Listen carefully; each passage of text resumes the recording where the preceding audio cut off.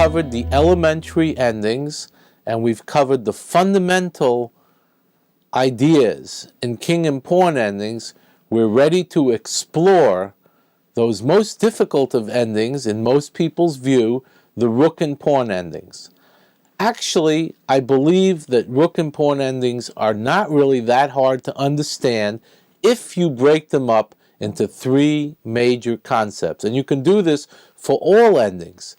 Who are the players? What are the components of any ending? Well, there's always the kings, there's the pawns involved, and then there's the pieces involved in those particular endings. And in this case, the pieces involved are the rooks.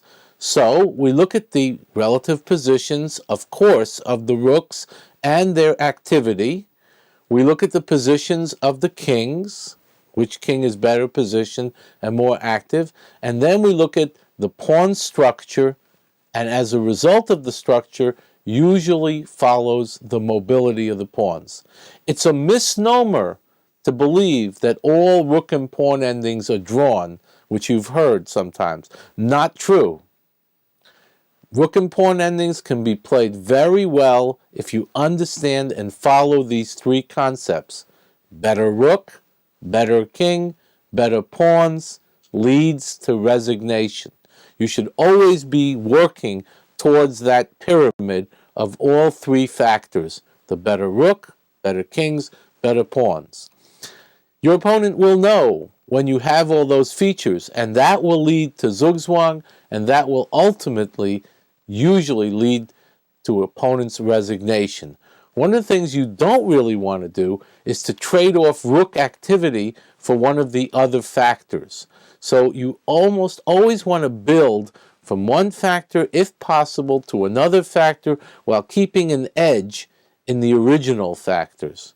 And you don't want to, for example, grab a pawn and let your opponent's rook become very active, because then the game becomes like chance. You can't be sure who's going to win, because the opponent's activity of the rook could be enough to draw or even sometimes upset you.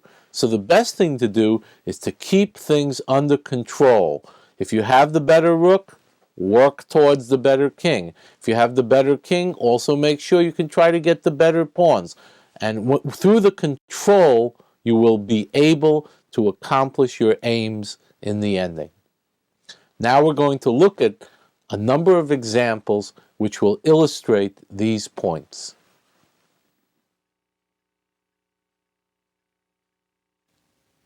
Let us look at our first example of rook and pawn endings, with white having the much better rook on d7. Normally, a rook like this would win the game, especially if it were white's move in this position. He would play g6, and g6 would lead to an overwhelming advantage, because white's rook could stay on d7 forever. But fortunately, in the given position, it happens to be black's move. And the move that black plays is g6 himself, stopping white's g6, and now black should be able to achieve full equality after, for example, king to f3, king to f8, king e4, king e8, and white's rook is forced to leave its perch on the d7 square, and in fact, black can offer a trade of rooks which would lead to a completely equal king and pawn ending, whether white trades or does not trade. If white doesn't trade, then it's a completely equal rook and pawn ending, because white's rook is no longer superior to black's rook. So the key here from the initial position is that black must stop white's lever, which is threatened with g6, busting up white's pawns on the king side. That would give white permanence in his outpost with his rook on d7. And black does so by recognizing white's threat and playing g6, and then scurrying his king over to e8 to drive the white rook away from its perch on the d7 square.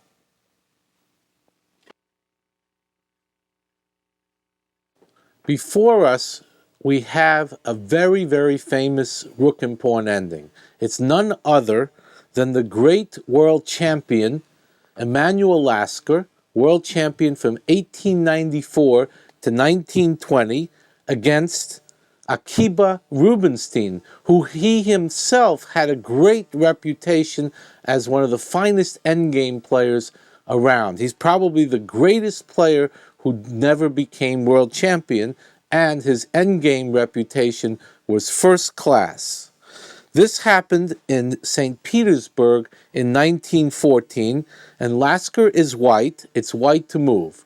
Now notice the position of the white rook behind the passed pawn. So that's one of the most important principles. Rooks belong behind passed pawns.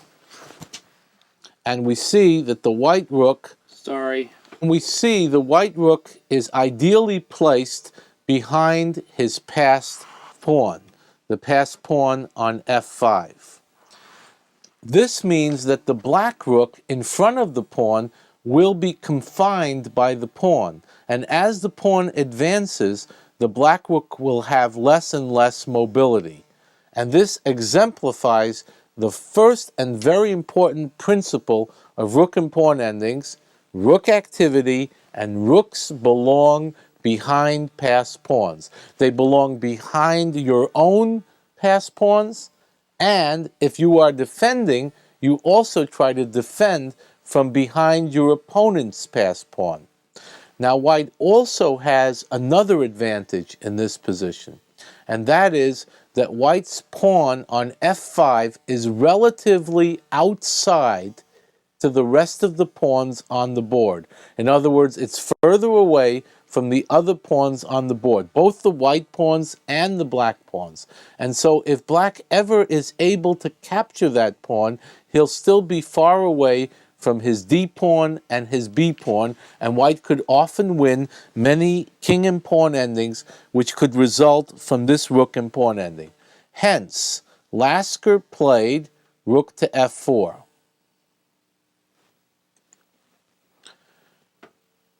Now, the idea is that white maintains the status quo, and black will find it difficult to move. Because, of course, if he moves his rook, the white pawn advances, and white's pawn gets stronger and stronger. So, black, unable to make an easy move with his king, black actually has the better king in this position. But will he be able to maintain it? And if black, for example, in this position played d4, then white plays the very smart king to e4. Not rook takes pawn, which of course loses his pawn on f5, but king to e4, which threatens king to e5, attacking the black rook, and black will be in serious trouble. Now, a cute variation is that if black were to play king to c4, white continues with a double threat. Now black's pawn is threatened with check from the white rook on f4, and the black rook is under fire. So white has many, many threats. Threats against the black king, as well as advancing his pawn. So we see how d4 would not work for black in this position. So black played b4.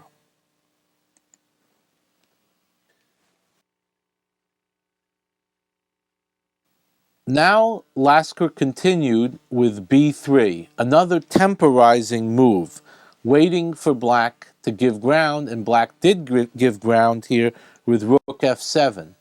And white, of course, pushes his pawn. Black now is forced to retreat his king, and now white advances his king. So white now, in effect, has the better pawns, the better rook, and the better king, all three factors. And this could mean that is black really lost? Well, he tries king to e6 now. And Lasker again plays a very clever move, temporizing with rook to f2. And the point is that black loses the king and pawn ending here if he takes the pawn. Let's analyze this. We've seen it in our earlier module, If black takes the pawn, rook takes rook check, king takes rook, king takes d5, king e7, king c5, king d7, king takes pawn, and you see that white not only wins the pawn, but will be able to get 2 ranks ahead of the pawn with either king c5, king b5, or a5 to follow, and white wins. So black cannot capture the pawn in this variation that we just looked at, and black played king to d6.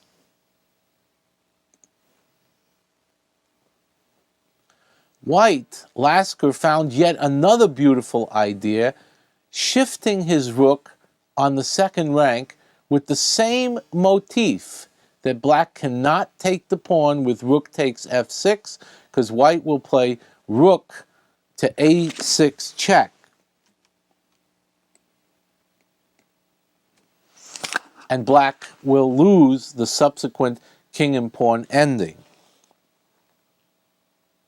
So, Rubinstein, in this position, played rook to c7. And Lasker now gains lateral play and lateral movement by playing rook to a6 check, king to d7, and now rook to b6. So white has managed to keep his pawn on f6, his outside pass pawn, and he's attacking black's pawn on b4, and he also has the better king.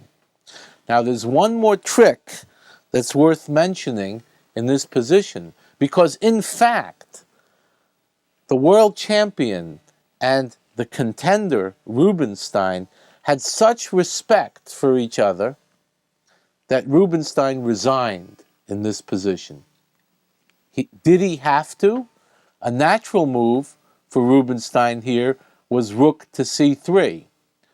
And believe it or not, it takes a pretty good player here to recognize what white's best continuation should be. White naturally would follow with his threat, rook takes b4, and black would now play rook to f3, attacking the white pawn. And white's best continuation in this position, in my opinion, is king to e5. Not, of course, taking the pawn on d5, which would lead to a draw, and not rook to b6, where his rook could be attacked by the black king, but king to e5, and now indeed white is winning this ending. It's pretty clear. So it even takes a pretty good player to appreciate why Rubinstein resigned a few moves ago, and I thought it would be worthwhile mentioning it. Once again, what have we seen in this example? We've seen the better rook and the better pawns translated to the third advantage, the better king, leading ultimately to black's resolution.